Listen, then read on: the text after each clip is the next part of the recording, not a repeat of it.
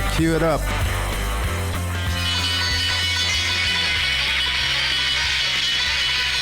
Sounds like some hillbilly music.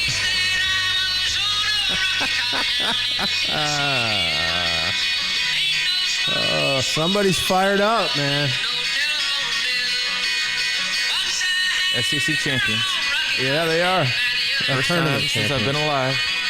Tournament champions. It's always nice to be Kentucky.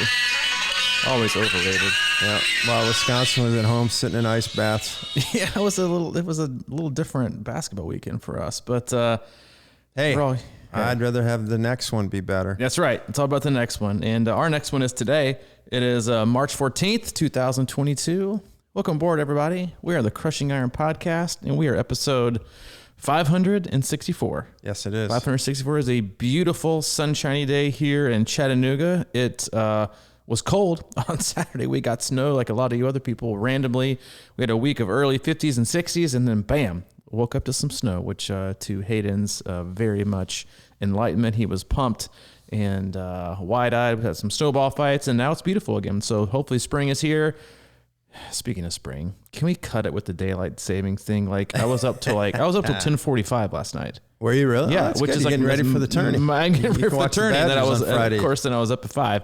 The Badgers start Friday. Yeah, it is a 10:15 Eastern. Oof, yeah, we'll be watching that. The Vols are at 2:45 on Thursday, which is right. Get in my it out of wheelhouse. the way. Yeah, right. Enjoy the rest of the in my wheelhouse. I feel like I have a lot to cover today. Before I get into that, and listen, I'll just be honest with you. A lot of it'll be triathlon related, and a lot of it might not be. Can I just say, Hayden was pumped about the snow. Yeah. And he also has another reason to be pumped, right? Yeah, dude, he had and if you've listened to this podcast for a while, you know that it's funny because I got like 6 billion text messages last night. None of them were for me.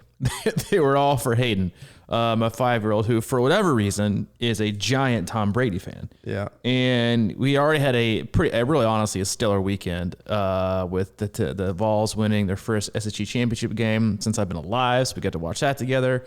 And then right about 20 minutes before we went to bed, I was looking on ESPN, check out some bracket seedings and getting pumped for March Madness because he'll make his own bracket this year too, like he did last year. And Tom Brady out of retirement.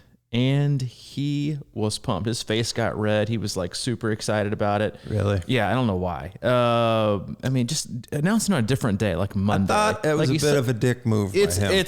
Well, I mean, it's typical. He announced his retirement on the day of the playoffs, like earlier this year. Like he's a limelight guy. Yeah, I don't really feel like sharing it. So Hayden was excited. Whatever. He's still got a long, hopefully, rest of his life to get his life straightened out and for me to do a better job parenting. But we're heading to bed, and I post this on the Crushing Iron group that I'll mention here in a minute. We're heading up to bed, and he looks at me dead in the eyes, and he said, "Dad, I like looking at Tom Brady more than I like playing with you." I was like, "What?" I don't know. A 5-year-old. I mean, you would understand these things if you had a son. Like sometimes these random things pop out of your mouth. He doesn't really know how to say how much he likes Tom Brady, so he takes a jab at me. I'm like, I'm gonna let it slide. He's not a bad looking guy. I'll let it slide. But I'm kind of feeling threatened at this second. Like maybe he's gonna ask for like Tom Brady to be his dad or something for Christmas. And we get upstairs. I'm tucking him in. He had a long day. He's not feeling too well. And I tucked him in, and he's like, "All right, Dad, love you." And I said, "All right, love you too, buddy." He said, "Hey, Dad." And I was like, "Oh boy, here we go." He said, "When you get Tom Brady's phone number, will you ask him if he likes Pop-Tarts?" Okay. And my first thought in my head was, that guy hates Pop-Tarts. Oh, he doesn't eat Pop-Tarts. He doesn't even like flirt with, which is another reason why I'm not a huge fan. He doesn't like Pop-Tarts. But anyway, huge weekend for Hayden. He was super pumped about Tom Brady. He was pumped about Tennessee. He was disappointed about your Badgers losing. But you know what? It's March Madness. We'll get into that here in a little bit. If you're first time tuning in, welcome. We appreciate you giving us your time. We know you have a lot of options in the triathlon podcast universe and just podcasts in general, that your time is valuable. So we appreciate you tuning in today. We cover it all, as you have probably already surmised. We'll do swim, bike, and run specific podcasts. We'll do race recaps. We'll also do race previews, which we'll start doing. It's race week for Puerto Rico 70.3 for a few of our athletes, and then we'll be busy for the rest of the season. But for the most part, Mike and I, as coaches, athletes, best friends, just sit back, relax, have an open, honest discussion about what we're going through personally as athletes and and coaches and just human beings. Also, we'll talk about what our athletes are going through. We work with a wide range of athletes all across the globe, from beginner level athletes looking to their first race ever to elite level amateurs trying to head back to Kona or even make it on the podium, and everyone in between. And when we say all over, we mean all over the country, all over the world. We work with a wide range, so we'll use the feedback and communication and comments they drop in Training Peaks to direct the topic of the day. We'll also go into our Facebook group, which is Crushing Iron Group, if you want to be a part of that conversation. Answer one simple question, we'll let you right in. But that's it. We don't have an agenda except to keep you happy and healthy. We don't do sponsors. We don't do ads. We just try to talk through life. And hopefully you can apply something, not cut and paste it, but just take it, absorb it, make it your own, filter it out, and apply it to you so you can enjoy a much happier and healthy endurance sports journey. Oh, that's nice. Yeah. Got out. It was cold this weekend on Saturday. I got out a couple times and ran in the trails and thought I was doing really good yesterday, and got towards the end of the loop, the 3.5 mile loop or whatever, you know. Bugger of a loop, yeah. Yeah, I was going good. I felt pretty good, you know. And all of a sudden I heard some branches crackling in the background. I kind of was like, what's going on? Is this a dog? Look back. No, it's a guy running, hair down to his ass. A Henley long sleeve, trail runner, brown vibe. Henley long sleeve, All right, jeans, of course, and black shoes that were not running shoes. Okay, cooked me right by me, like, hey, how's your day going? Just flew right by me. You sure he wasn't on the run from the cops? No, well, probably not, because we got to the end there, you know, and you go back down to the parking area. Take a right. He went left and went back up at it. He just kept going. That's kind of a little he was late just floating. jab, right? He was just floating. He went right by me, man. I was like, are you sure they were jeans? 100%. So he was racing it, like, I mean, not racing, he was flying. And most of you are familiar with Stringer's Ridge. That's a 10-mile, like, single track mountain biking trail run, trail loop over the North Shore side of Chattanooga. And there is nothing flat. It is either straight up, straight down, curve right, curve left. I think it's one of the hardest runs in town, honestly, because you get about 400, 500 feet of gain in about 2.5, 3 miles. It is not easy. Mm-hmm. Yeah. And he was flying in jeans. Yeah. Which, honestly, I was really proud of him. Yeah. Yes. I mean, because, you know, honestly, triathletes can I can't run unless I have my, you know. Oh, yeah. Perfect attire. Everything's dialed in. Yep. This guy, no water. The dude was just like cooking through. I think he had a wallet in his back pocket. I don't know. Probably a super thick one. But I mean, it was just unbelievable. I mean, it was seriously looked like, you know, just what I saw in his eyes was this floating. Like he was just having a good time, but he was running fast. And it was very interesting to me. Well, you see weird shit on the trails. It was muddy. The guy didn't even have trail shoes on, I swear. But it didn't matter. He just flew. Those shoes look like flat, like basketball type shoes. Well, good for him. Maybe he's getting pumped for March Madness. Probably was. Maybe his team just won the tournament or something, and he was getting pumped when they tried to let loose. I could go a million different ways today. I do want to start off by saying I did watch some of the Clash race on Friday. Listen, I'm always going to watch triathlon racing if it's free. I will say that the commentating for the women's race was horrific. And I'm going to be just blunt here. The women's race was the most boring race I've ever watched in my entire life. Wow. And it was, to be honest with you, it was flat out embarrassing. I don't think I've ever, it was funny watching the women's race was first. And then, it's one of these like control, if you're not familiar at all with the Clash or these races, they're doing them on speedways, right? So there's no changing scenery. It's easy to watch because you don't have that much ground to cover. You got to protect this one because there's only probably 3 miles max of 3 square miles they got to cover because it's around a track, right? That they do racing on. And the swim is fine. It was a 2-loop swim. They get out to the bike.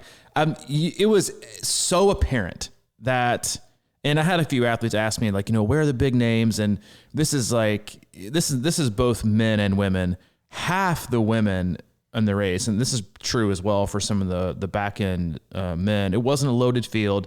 Half the women that participated wouldn't have won their age group in an Ironman. Oh, really? Yeah, that's how watered down this race was. And I think everyone got a misread on the previous Challenge Daytona and how big the series was and how popular it was going to be, because it it was a one-off. Okay. It was at the end of 2020 when literally no one had raced. And if no one is racing professionally, guess what? No one's making money, right? So every single professional that wanted to get a paycheck, because it was huge, wanted to show up. They wanted to get out there and race. So it was giant. They had a massively huge field. It was loaded top to bottom. It was awesome coverage. It was great to watch. This one, all they could talk about was, in the women's race, was how hot it was. It was the hottest race ever. Meanwhile, the lady who won it, Ashley Gentile from Australia, ITU level racer, set the course record. But it was so hot. It was unwavering and blistering hot. All they talked about was the heat. In the men's race, they barely mentioned it one time. But there were so many. The leading woman ran into cones. Okay, and with head was straight down, ran into cones. We had a couple other accidents, and then the pro women were blowing up right and left. I'd say more than half of like the top end of the field blew up in the first probably 10 or 15 miles of the bike. They overcooked it, and they ended up like walking the run. It was on. I'll say it's embarrassing. It was hot. It was not good publicity. Like if you're it was just not good. Like you could see how rusty so many of these athletes were coming into the season. And a couple athletes took an extra bike lap because they didn't know what they're doing. It was really, honestly, it was embarrassing and hard to watch. The men, however, sounds like Chet.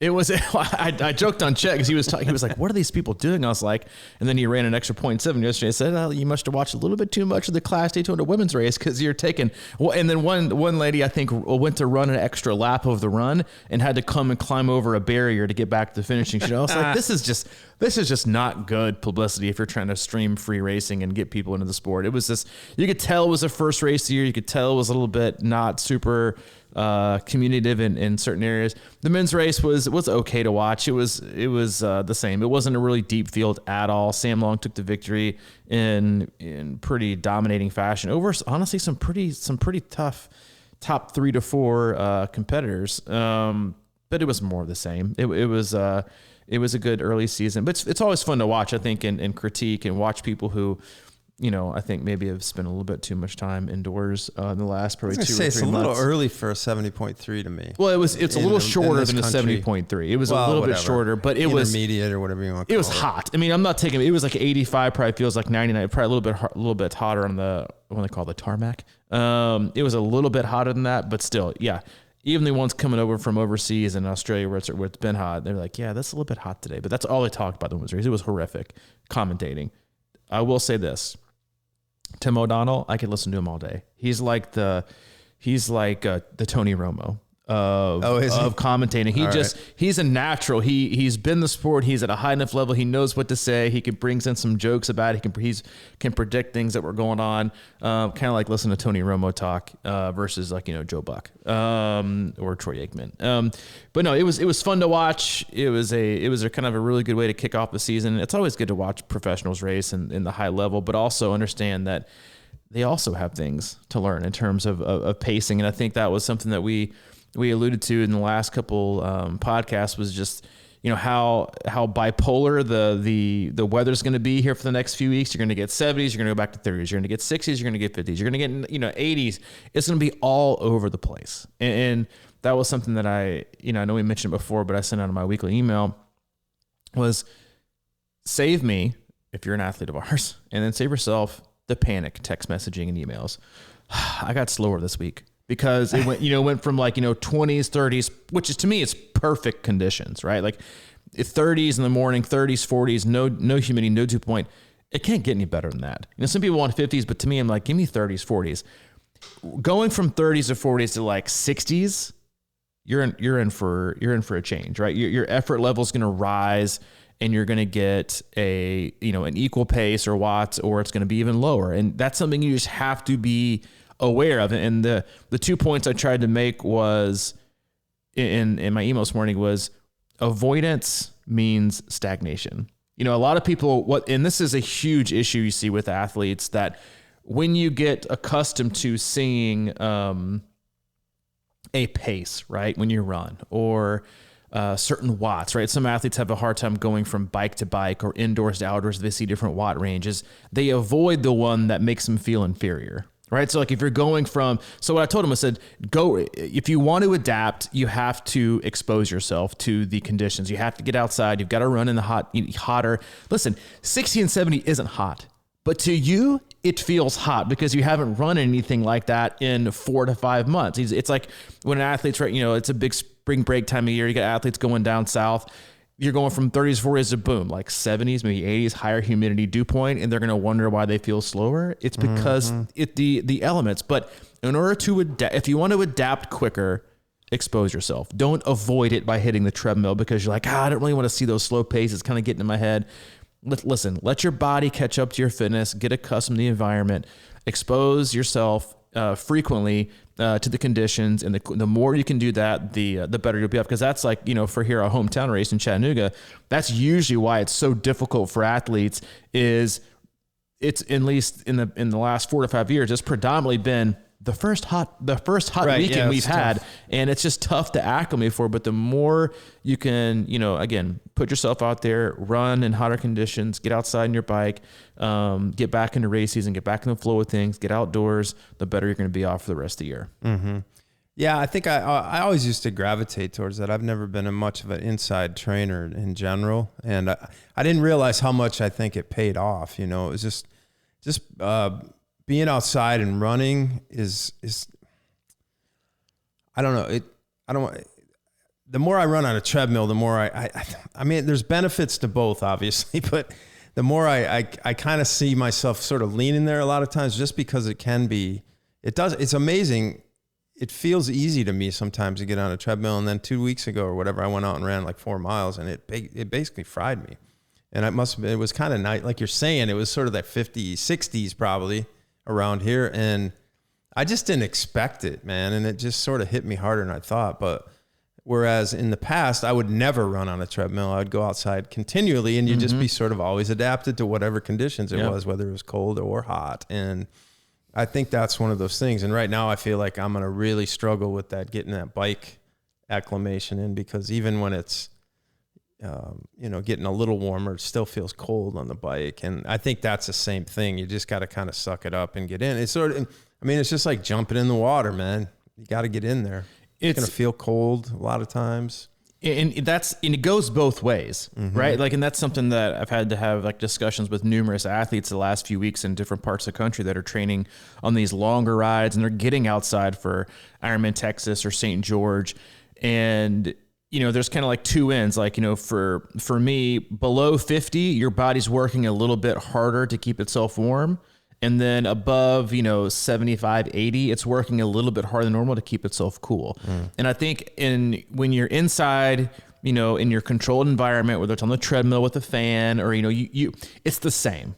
Every time it's the same. You know what energy and effort is going to get what output for the most part every time, because you got your pain cave set on, 68 degrees. You got your fan on number 2. It's 6 feet away from you, blowing in your face. You have right? Conditions are unchanging. So it's easy to dial in your fueling. It's easy to dial in your pacing and your effort. What happens when you get outside, you got wind, okay? Left and right. That's another thing. Like when I was down at Texas camp, how much fatigue athletes were having who hadn't been outside a lot in their upper body just from having to hold on to the bike, right? Not just upper body, but when you talk about neck positioning, right? Like neck positioning for flat courses is very, very, very important. And the athletes had stiff necks. All of that, like nothing is isolated.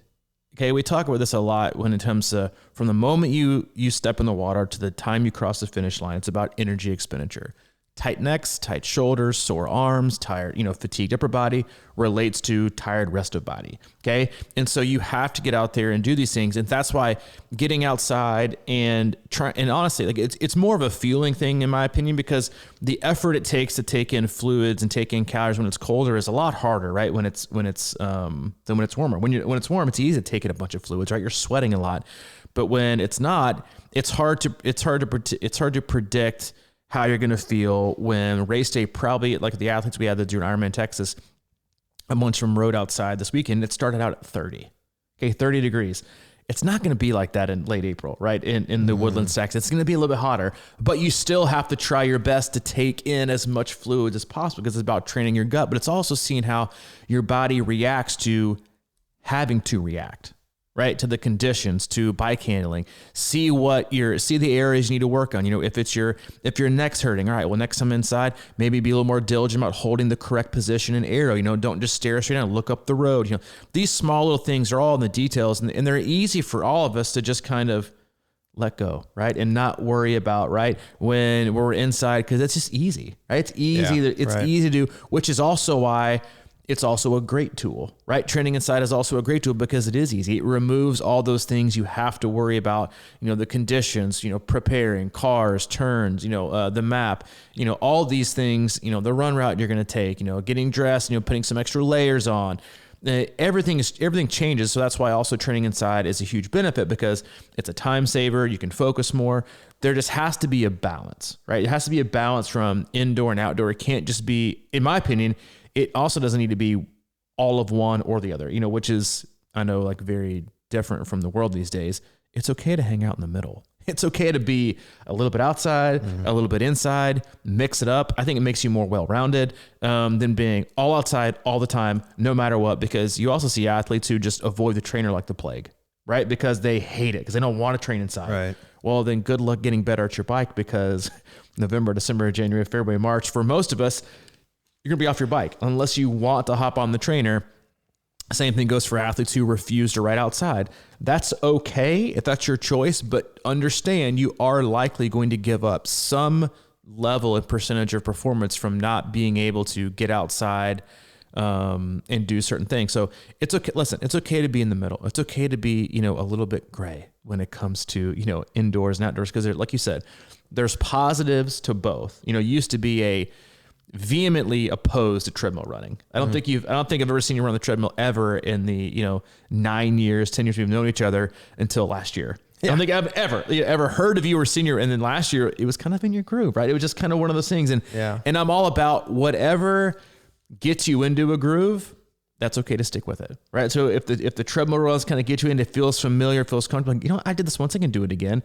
Sometimes that's what we need, right? We need to kind of remove when life is already throwing, obstacles and stressors our way and unpredictability. Sometimes we need predictable, right? Sometimes we need controllable to get things done because the rest of life is chaotic. But when the rest of life isn't, you have the opportunity, go out, explore, expose yourself to the elements and have some fun. Yeah. Well, obviously they have their place, right? The treadmill runs, I like what you said about getting in a groove, because that's really how I used it, was because it was easy.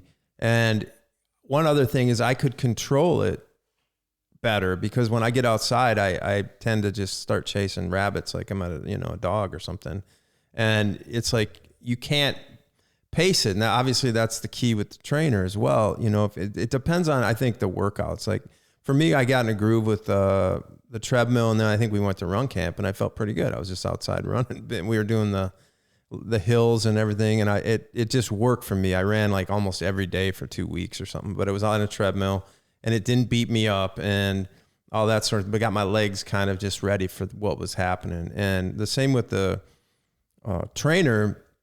I mean, for me, those are better always for the interval stuff. I mean, obviously. Agreed. But I mean, depending on where you live and what you can do as far as riding, I think if you got a nice, safe, hilly variation on your roads and where you can go, go out and ride a lot. I think there's really no substitute, because, I mean, let's face it, whenever I decide I'm going to go out and ride outside, there's a different stress level that just starts percolating early before the ride, and I think that what you said about cars or just elements and different things like that adds a whole nother level of stress. And I think that's really what it boils down to sometimes, even with running, just going outside and thinking about cars and dogs and who knows what. But if you're on a treadmill, you just kind of ease into it and just cruise, and you get, it's a different kind of hard. I think sometimes the treadmill is sort of a mental challenge, but once you can kind of get through that, and I always say that with the trainers, like once you get past a hour and a half, 2 hours on that trainer, like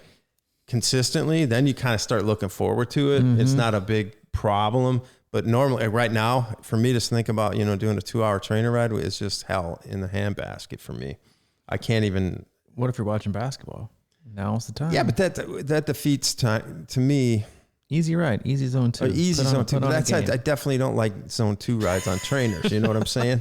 I would rather just get on there and hammer it for an hour. Yeah, and then just walk away. Zone 2 during play and hammer it out during the commercials. I mean, that's an easy one. I used to do that kind of stuff all the time. Same thing on the treadmill. A little tip for you people that like to watch basketball and March Madness. Hop on the treadmill too. Long run.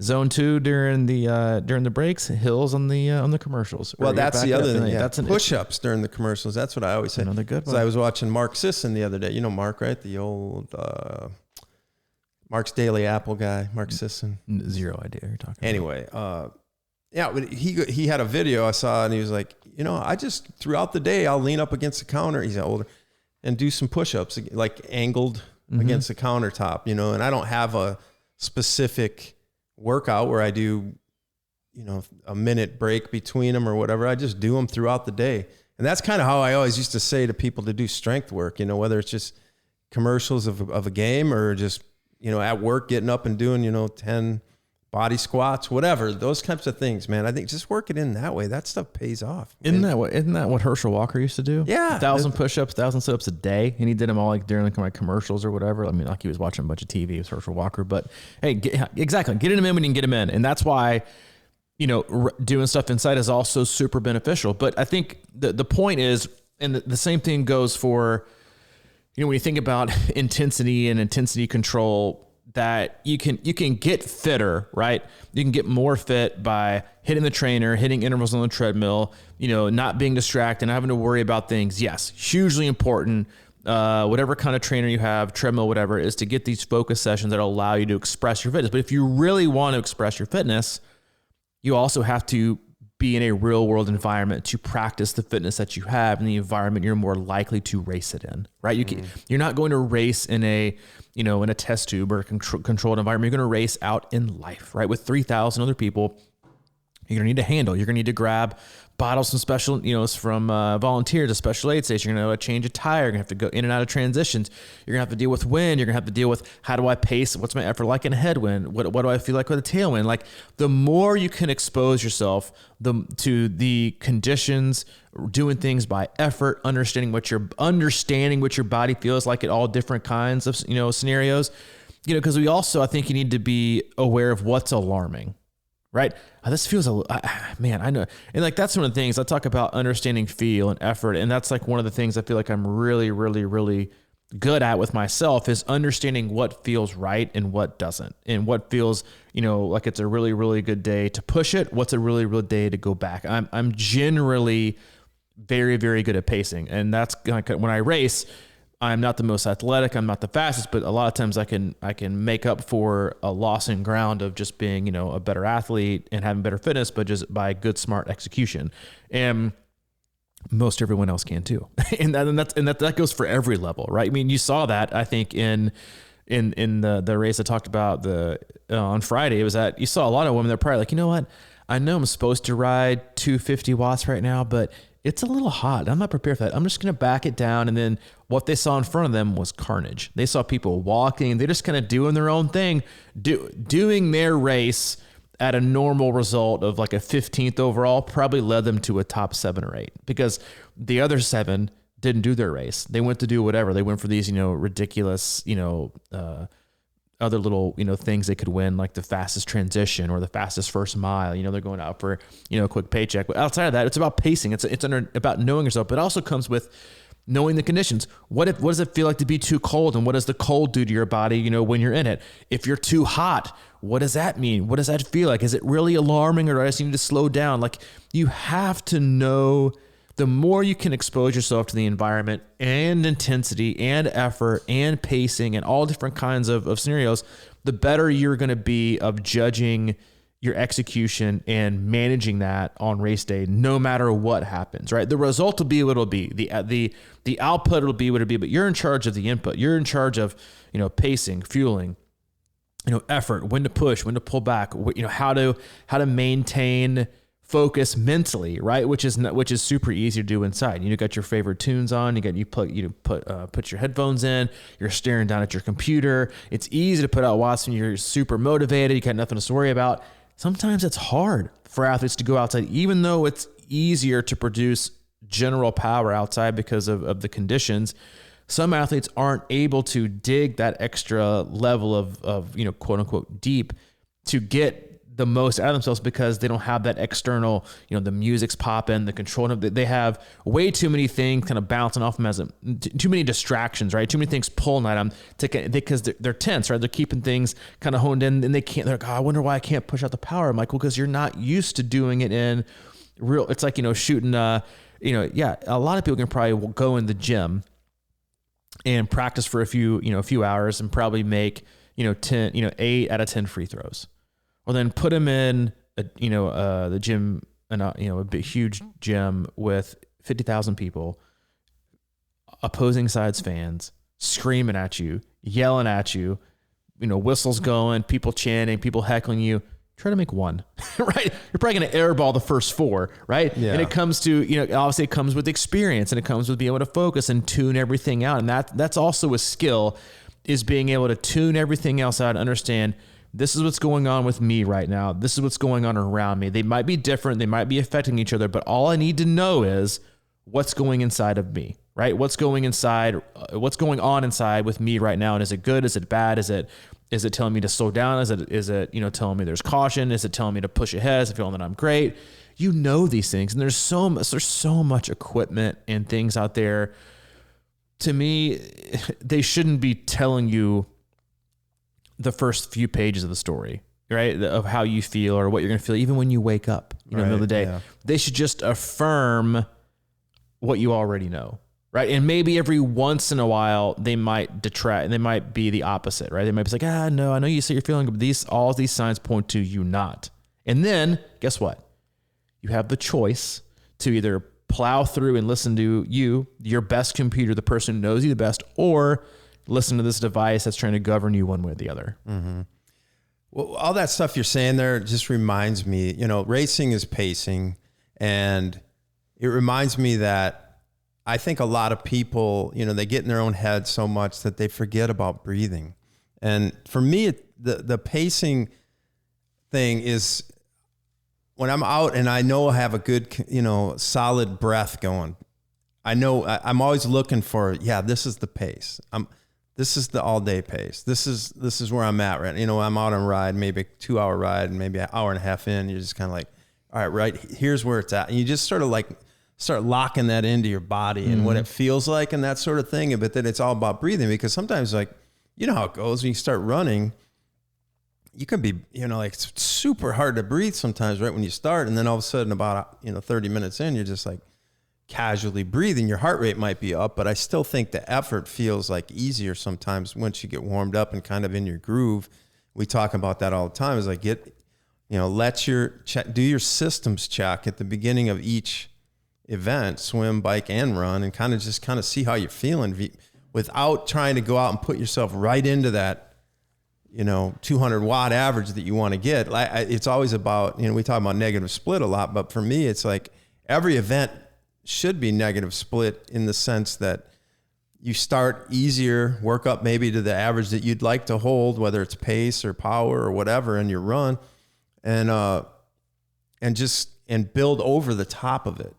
Like, let your body get, kind of dialed in, and then that's when it happens. But I always just come back to breath, man. Like, whenever I'm struggling, I just work, and I always focus on that exhale, because I think a lot of times we're not exhaling enough, and then we're tight in the chest, and then we try to breathe in, and we get more and more constricted because we don't have enough room for oxygen and stuff like that. So it's all about a rhythm, and just kind of chill breathing and finding that, like, I don't know. I think it's just, we have a natural tendency to think everything's should be really, really hard when it doesn't have to be that hard. Like, a lot of times I can find myself, if I'm really dialed in on breath work, I just feel like running faster is a little easier. You talked a lot about rhythm, and that is one of the biggest areas of improvement I see with most athletes, is allowing yourself to get in one, right? Because we have so many opportunities, again, going back to like how frequent people want to monitor themselves. Like, half the people go out and run and ride now with like 9 different electrodes attached to their body, right? Like that. Right. everything chirping and beeping and alerting and too high and too low. And it's like they're checking their watch and the heart rate and you know, their HRV and their core temp and this. I'm like, oh, we're just like, it's like walking into a room, right?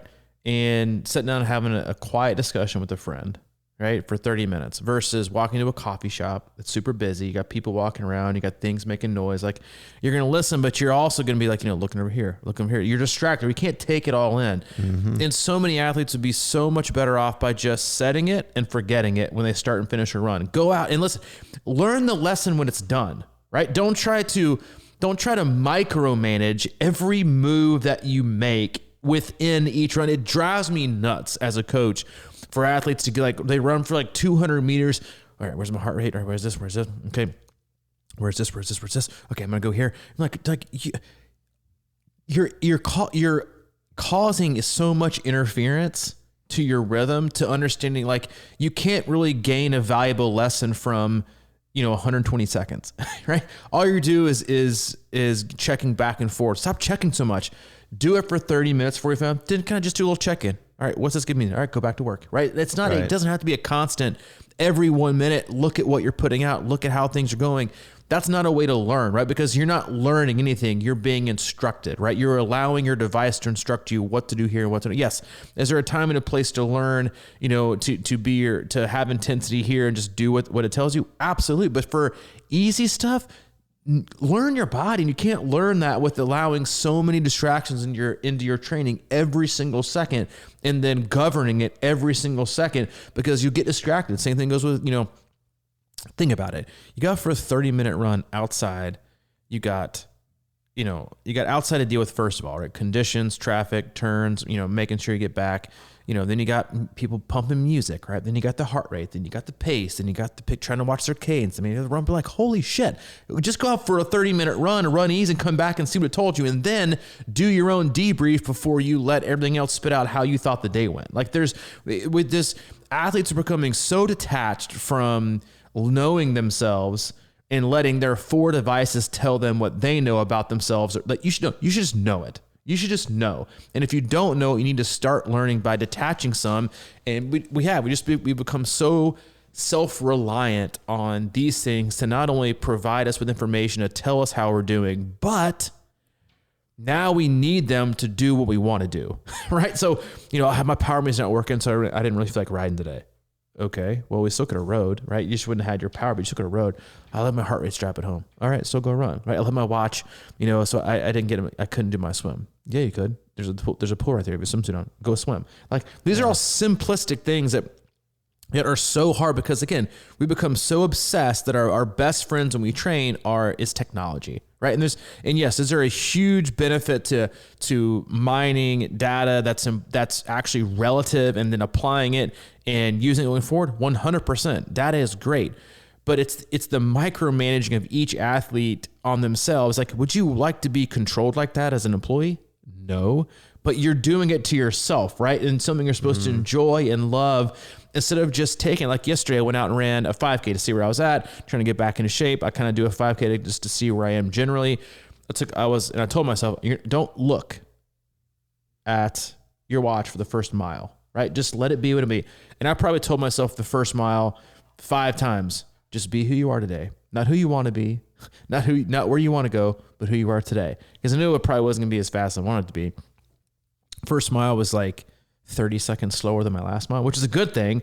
And then the music stopped and I was able to like listen to myself and listen to my breathing. But I was just trying to feel out who I was. But if I was looking at my watch and my heart rate telling me, oh, my heart rate's too high, or I can't hold this pace, I have no idea. I literally had no idea. But every day we wake up and we think we know, right? We think we know how we're going to feel. We think we know how we're going to perform.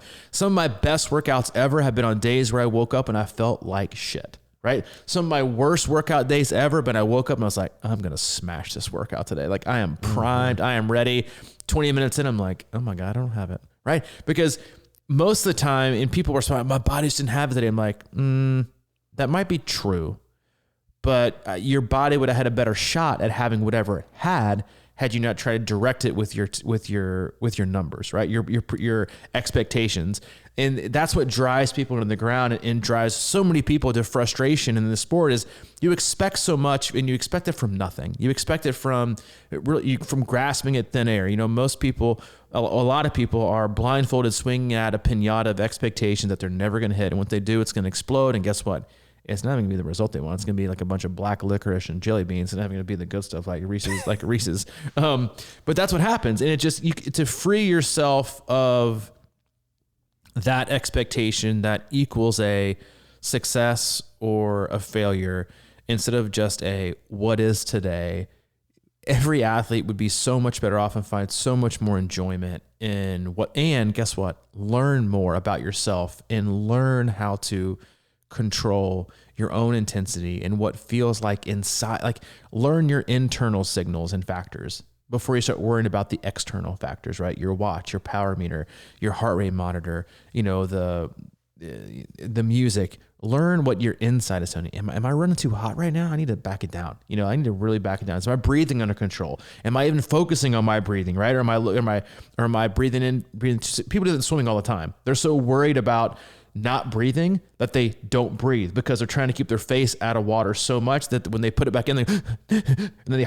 they're breathing out of a brown paper bag. I'm like, listen, if you want to breathe, you need to breathe, right? You don't need to be so worried about not being able to breathe that you don't breathe because your breathing is so out of rhythm and so panicked that you don't get oxygen. So you keep repeating the same pattern and wonder why you can't breathe when you get in the open water. Yeah. No, I think that's the biggest problem with anxiety in swimming personally. Is the exhale, is that people don't exhale enough and they come out and they're just like short breathing, they can't get enough air when they come up or whatever. But what you said about learn the lesson afterwards, I think that's so huge, man. It's like, a little known fact about me is I used to be a live music reviewer back in Rockford, Illinois. But you didn't know that? I did not know that.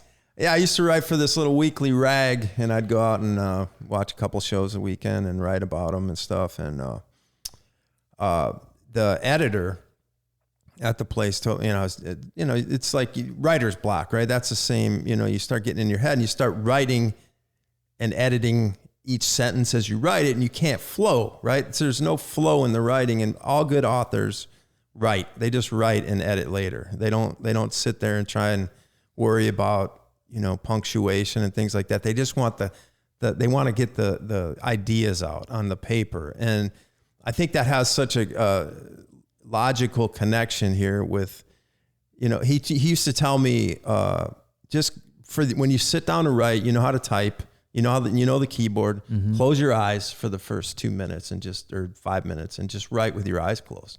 Don't even think about it. Just like, let things flow out of your body and your mind and worry about the edit later, because that's, all good writing is like super edited, and that's the thing is like, I think if you're starting to like put periods in and like go back and make spelling corrections all the time, you don't really get the essence of what's going on. And I think what you said about going back afterwards and looking at your numbers is the same exact thing, because if you're starting to go, whoa, better slow down. Yep. Then all of a sudden you have all these like muscle contractions and restrictions going on and your body's not flowing. And it just goes for everything across the board, whether it's swimming or biking or running. And you just want to be able to flow. I mean, there's a book called about flow state and things like that. You don't get into flow state by looking at your watch every 5 seconds, because that might have been a reading from 30 seconds ago. For one, home slicing jeans yesterday. He was in the flow, right? I'll tell you what he was doing. He was floating. He was floating, right? Yeah, he wasn't concerned. Like when most athletes that are obsessed, quote unquote, I'm a data guy or I'm a data girl. I'm like, if that's what you call yourself, then more than likely when you get done with the workout, you're not analyzing your data. What you're doing is observing the 48 decisions you made yourself make in a 30-minute run, right? Because you told yourself what you had to do, because that's how paralyzed you were by what had to be done every 35 seconds, right? Stop, just run and just ride. Like, yes, is there a time and point? And I do the same thing. I build out workouts for athletes with specific, intensities and percentages that I want them to happen. But even within that, there's wide ranges, low and high. But easy runs, just go out and run. Like, stop caring so much too about perfect adherence every 45 seconds. Going back to what you said about, I love what you said about, just closing your eyes and writing for 2 minutes, just let it flow. Imagine if, the best authors in the world, they were going to write a book and they would write 2 sentences and then critique the 2 sentences. Right? Yeah. Maybe a semicolon here. Maybe I could rearrange the word great with amazing. Let's do that. No. Let's go back. They're like, wait a minute. What was the book about again? Yeah, exactly. You get frozen, right? And so many athletes are so frozen instead of just getting done with the workout, accepting it for what it is. Yes. Will it be, you can't learn anything by controlling yourself so much. Okay. You have to learn, you can learn more from watching and observing how someone expresses themselves when they are given a specific goal in mind versus micromanaging every 30 seconds. Stop micromanaging yourself every 30 seconds in a run or ride. Let's do high, let's do low, it's medium, let's go hard, go faster. My cadence is too high. My run power's not, I gotta go up. No, what's the temperature? What's the core time? I hate traffic. Okay. Like, just do it, be done, look back, and it doesn't even take that long of a debrief. It should be like, that's what I thought it would feel like, or HR was a little bit higher than I thought it would be, or pace was slower today than what I thought it might be considering my output. Great observation. All right, well, maybe, then you peel back the layer. Okay, well, and that's how most people leave it, right? They're like, oh, well, and that's a comment you see a lot. I thought my pace would be a little bit faster than what I felt like I was doing today. Don't leave it at that. That's when you peel back the layers. Okay, well, did I have a lot of caffeine? Did I sleep okay? No, I didn't. That might be the reason for the raised effort with the lower pace. Was it hillier terrain? Maybe it was. Was it not? Was, what are the conditions like? More humid, higher dew point, warmer? Yes or no? Like, then you triage the why behind why was there an overlap or you didn't affirm yourself when you got done between why this felt like this and why I got what I got, right? Or it could be, and the same thing goes both ways. I felt great. A lot of times athletes will say this, dude, I felt great today in the pool. Yeah, and I should, because I took last week off. You're like, see, that's like a huge like light bulb moment for some athletes. That's just, honest objectivity, right? Or, I didn't really feel good today, but I didn't really expect to, given how much I've done this week. I've been super consistent. I put in a lot of training. I know the fatigue, masks, fitness. Okay, this makes sense. Moving on, right? It's just, we make so much out of these smaller things when it's always about the big picture, but you got to have, actual pieces to look at to be able to put together, the big picture. It's just, especially right now when you're trying to make, some athletes are probably trying to relearn their body.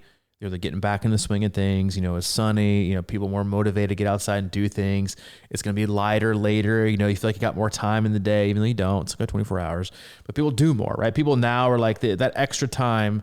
Once we get caught up from the 1 hour that was just insanely robbed from us the other night, we feel better. We get out, we want our vitamin D, we want to get outside, we want to ride with our buddies, you're more motivated, but learn it. Or you've been inside the last 3 months and your fitness is this because you've been inside. Well, go outside, for 2 weeks, just disconnect, get outside, run, ride, do whatever it is, let your body adapt, then go back and look at things. Don't obsess about it no matter what all the time. It's great to just have rides where you just ride or runs where you just run.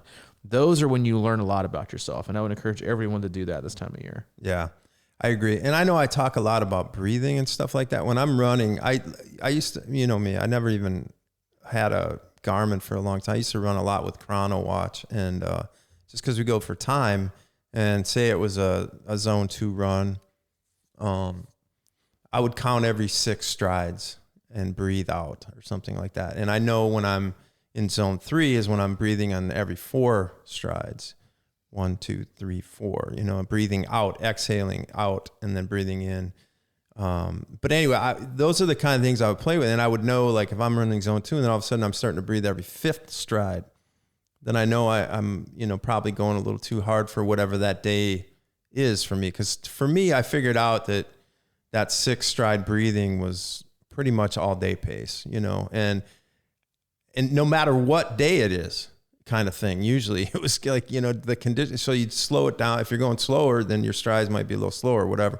But anyway, I just encourage everybody to kind of pay attention to that, I guess, is because you can really learn a lot when you're thinking about your breath. And like you said, just sort of like, you know, it's kind of like for me, I try to take things out like my, you know, ankle hurts or whatever when I'm running.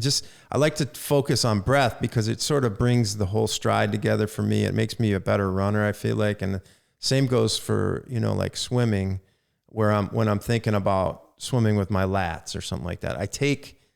It helps me take all these questions about, is my hand right, this hitting right, whatever. If I'm just driving with my lats in the pool, it just seems to pull things together, you know, as far as my stroke goes. And it just makes me a better swimmer, more efficient swimmer. And I feel like the same thing can be said for running if you're just focusing on breath. I mean, swimming and breath too is a big deal, obviously, but you don't want to be thinking about, I mean, like you can work on your run stride, but like to work on it while you're running, I think a long run or something like that is not a very productive exercise. I think you need to kind of literally, you know, do it in spurts. Don't get lost. Yeah. Or, you know, like practice certain poses, like if you're out of balance, you know, different things like that can help you over the long run, but to try and actually literally. Yeah. But anyway, so that's the thought about breathing and taking your head out of everything. Yeah. What I heard you say, and this might be groundbreaking for people, but what I heard you say is you can learn more when you pay attention. You know, It's like when you have one thing to focus on or one thing to listen to versus 19 things to listen to. Like it's just, listen, and it's sad because we've become so accustomed to being overstimulated. That's become our new baseline, right? We need constant stimulation. We have to have, you know, all these things stimulating us at one time. I mean, we go back to, we can close it out with this. We've talked about this before. It's like, you know, walking into the sports bar with 9 TVs, right? I hate it. Hate it, right? You're watching one, you're like, wait a minute, I'm gonna watch this one. What's this one? You're usually watching one that's the least convenient too. And you're gonna miss things, right? Because you're like, what? Wait, over here. I got this game. Wait, it's the same game. I'm watching over here. I'm watching, you know, above the bartender. I'm watching here behind me. My buddy's over here. I'm gonna turn around and watch this. You're like, wait a minute. Why can't I just watch the same TV? Well, it's because too much is going on. Too much. Quiet it down. Quiet the chaos. Enjoy yourself. We hope you enjoyed this podcast. Yeah. Get out of the metaverse and just run. Get out of the metaverse. I don't even know what that is. Hope you enjoyed today. We enjoyed having you as always. Hope your team goes far in March Madness, unless you're Kentucky or Duke or Auburn, frankly. I'll be cheering for you guys hard when you guys go up against Auburn. Hopefully. Yeah, hopefully. But no, go to our website, C26Triathlon.com. It's our one-stop shop for all things coaching, camps, and community. If you need anything from Mike, you can always get a hold of him at crushingiron@gmail.com. If you need anything from me specifically, I'm at C26coach@gmail.com. All right, buddy. Appreciate it. Go Badgers. Go Vols.